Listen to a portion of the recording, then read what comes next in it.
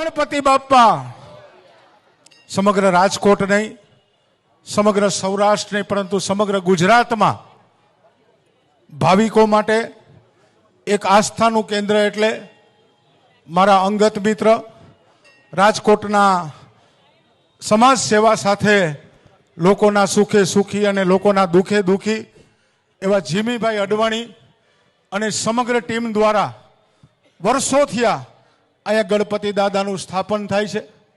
જ્યારે રાજકોટમાં ગણપતિ દાદાનું સ્થાપન ખૂબ ઓછા પ્રમાણમાં, જૂજ પ્રમાણમાં થતું, ત્યારે રાજકોટમાં એમની શરૂઆત એ ત્રિકોણબાગ કા રાજાથી અને જીમીભાઈ અડવાણીની સમગ્ર ટીમથી થઈ છે. માત્ર ગણપતિ દાદાનું સ્થાપન નહીં, પરંતુ અહીં આવતા ભાવિકો માટે પૂરતી વ્યવસ્થા, પૂરતી સમગ્ર ટીમ અને ગણપતિ દાદાના દર્શને જ્યારે આવી ત્રિકોણબાગમાં, રાજકોટમાં અનેક ગણપતિ દાદાના પંડાલો એ હવે થયા છે. ઘરે ઘરે ગણપતિનું સ્થાપન એ પણ લોકો કરતા થયા છે.